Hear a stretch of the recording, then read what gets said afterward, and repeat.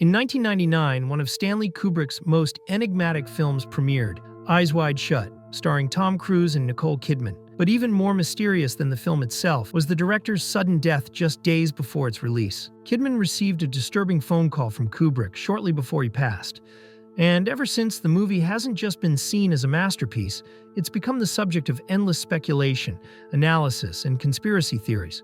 Was Kubrick's death part of a cover-up? Did he avoid filming in New York because someone had warned him? And is Eyes Wide Shut actually based on a real secret society tied to the global elite? Today we're going to break down every one of these mysteries. Stanley Kubrick didn't just make unforgettable films, he became a mystery himself, sparking endless urban legends. One of the most persistent claims is that after the release of 2001: A Space Odyssey, NASA asked Kubrick to fake the Apollo 11 moon landing, broadcast on July 20th, 1969. The story goes that, in exchange, Kubrick was given access to experimental camera gear developed by the US government, equipped with a special aperture that allowed him to shoot in extreme low light. That same equipment was later used in Barry Lyndon, which was famously lit almost entirely by candlelight. Some believe he eventually couldn't live with the secret and decided to leave hidden clues in his films to tell the truth, especially in The Shining. But no other Kubrick film has inspired as many theories and conspiracies as Eyes Wide Shut. Tom Cruise plays Dr. Bill Hartford, a New York physician, living what seems to be a perfect life. He's married to Alice, played by Nicole Kidman, and they have a young daughter named Helena. But everything changes when Alice confesses a bold fantasy involving a naval officer. Stunned by her admission, Bill sets off on a strange, dreamlike journey through the city on the night before Christmas. As the night goes on, he crosses paths with people and situations that reveal the hidden side of marriage, desire, and the privileged world he thought he knew. The film was set to be Kubrick's big comeback after Full Metal Jacket, but then something shocking happened. In early March of 1999, Kubrick put together a private screening with his family, the heads of Warner Brothers, Tom Cruise, and Nicole Kidman. He showed them an early cut of Eyes Wide Shut. According to everyone in the room, he was in a great mood and said he had just made the best film of his life.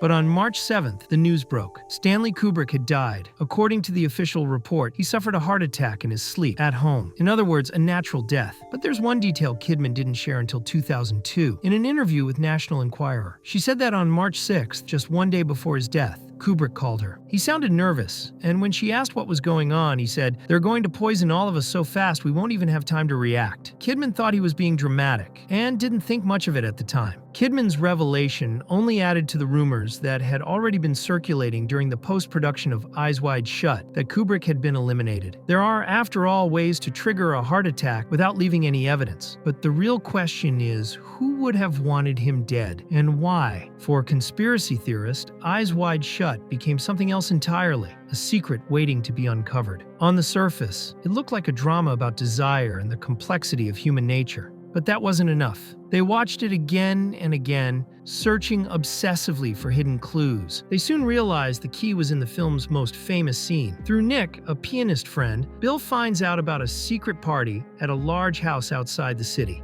an event full of women and temptation. He gets the password, Fidelio, and sneaks in. Like everyone else, he wears a mask and a robe. A woman tries to warn him, but he ignores her. As he walks through the place, he sees strange, intimate scenes where anything goes. It all feels like a ritual, and the mood keeps getting darker. Everything changes when the man in charge, dressed in red, tells Bill to take off his mask. He's about to be punished, but the same woman steps in and offers herself instead. The man lets Bill leave, but not without a warning. If he ever talks about what happened, there will be serious consequences for him and his family. After studying that sequence, some suggested that Kubrick himself might have once been in Cruise's position, and that through this film he was trying to expose the global elite, groups that, behind a perfect and respectable image, hide much darker intentions. Many believed Kubrick had been in danger for years. That raised even more questions. Why didn't he shoot the film in New York, the city where the story takes place and where he was born, especially for someone known for his obsessive attention to detail? And why had he never gone back to the United States? That's why many believed Kubrick was calling out the US government. Some said he had already done it in A Clockwork Orange, where the Ludovico technique used to fix the violent Alex DeLarge was a way to criticize how the White House funded mind control experiments. These programs really existed,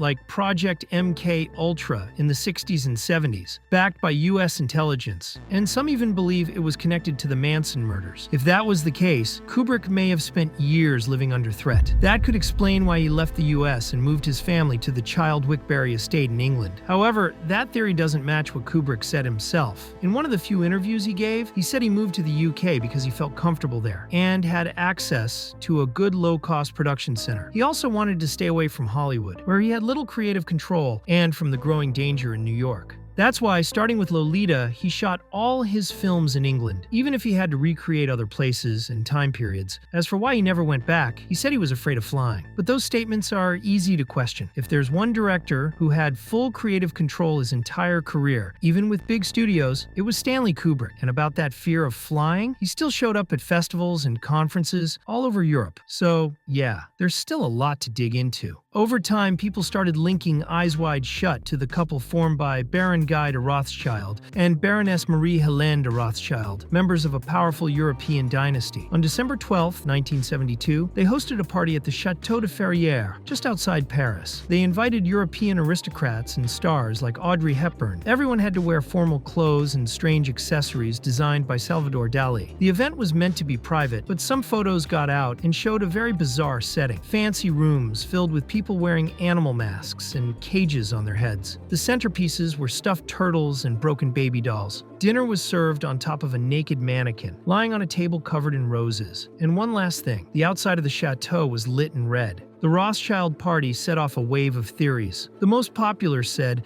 the red lights pointed to satanic rituals. The dolls, according to some, symbolized human sacrifices. But one thing was certain, it showed the strange and possibly dark habits of the powerful elite. But it wasn't just the party that got people's attention. The ritual scene in the movie was filmed at Mentmore Towers, an English mansion also known as the Mentmore. And guess who used to own it? That's right, it was part of the Rothschild estate until 1977. When it was sold to Maharishi Mahesh Yogi, an Indian guru and founder of the Transcendental Meditation movement. People kept digging, and eventually another theory surfaced, a possible link to Scientology. We've talked about Scientology in other videos, but it's worth going over a few key points. It was founded by science fiction writer L. Ron Hubbard and teaches that humans are spiritual beings called thetans, who over time have forgotten their true nature. To reach a state of clarity, Scientologists are expected to face and process their past traumas. While it's officially recognized as a religion in the US and the UK, countries like France and Germany classify it as a cult. Tom Cruise is the most recognizable face of Scientology, but the theories don't point to him. They focus on Vivian Kubrick,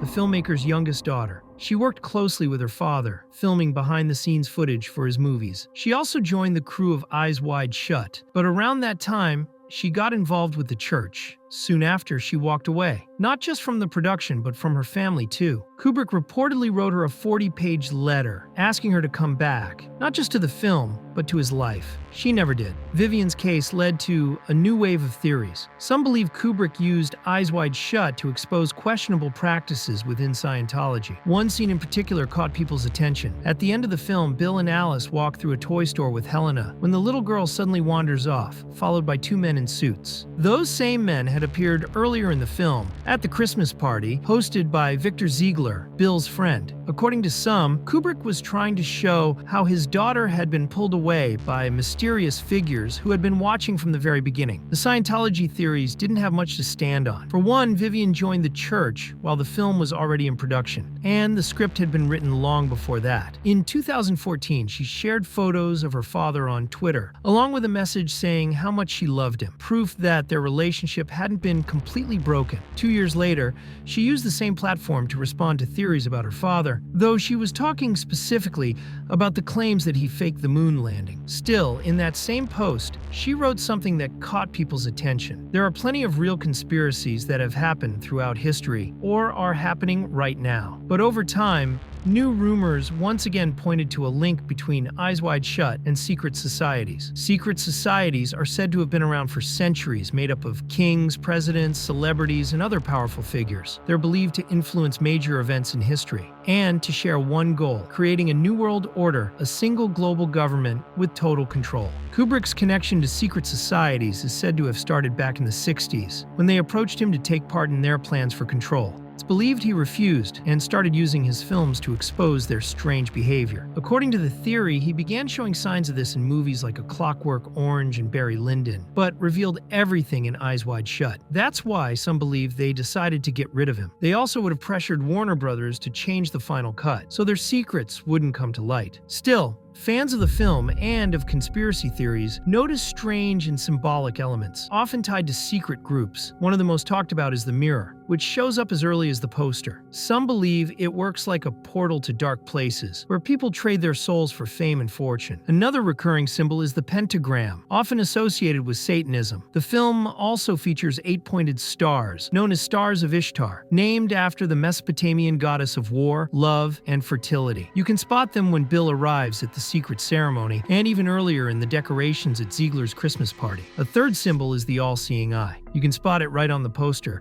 Alice has one eye open, which some say represents that same eye. Throughout the film, there are moments where she seems to know everything that's going on, including Bill's darkest discoveries. There's also the eye in the pyramid on the US dollar bill, often seen as a symbol of power and transcendence. And money itself plays a key role in the story, used by Bill and especially by those who hold even more power than he does. A fourth recurring symbol is the rainbow, often seen as a shift from the real world into a dreamlike one. You can see that in Bill's journey. Early on, two women tell him they'll take him to what's at the end of the rainbow. Later, he walks into a costume shop called Rainbow, where the owner is seen forcing his own daughter into work. This suggests that Bill leaves behind a clean, colorful world and enters one full of darkness and disturbing corruption. Even the film's title, Eyes Wide Shut, hints at something deeper. Some people know what's really going on, but they can't speak about it. The theories about secret societies also offer a different take on the film's ending. When Helena walks away from her parents, followed by the same two men, author and filmmaker Sean McCann, who studied the film in depth, pointed out that in that same scene, there's a board game called Magic Circle, with a cover that looks a lot like the Ritual Circle from The Mansion. According to this theory, it's a sign the cult knows Bill told Alice what he saw, and that's why they go after his daughter. Another sign of how far they're willing to go. While some of these theories seem valid, many have been challenged with real facts. In one of the few interviews he gave, Kubrick downplayed the myths surrounding him. People close to the director said he never meant to expose anything, not in Eyes Wide Shut or in any of his films. In fact, he reportedly didn't even want to direct the secret ceremony scene. He said he didn't know enough about cults. That's why he handed over much of that work to production designer Stephen Routley. As for the masks, some members of the team bought them from Italian artisan Sergio Boldrin. This kind of information could have shut down the more extreme theories, but instead, it only sparked more. Even before its release, Eyes Wide Shut was no longer just a film. It had become something larger, stranger, and far more disturbing. Kubrick's death triggered a wave of conspiracy theories, each more twisted and elaborate than the last. And while none of them can be proven, they carry a chilling kind of pull, equal parts terrifying and impossible to ignore. He's the last great movie star in Hollywood. He's headlined classics, worked with the best directors, and dominated the box office for decades. But his rise came at a cost.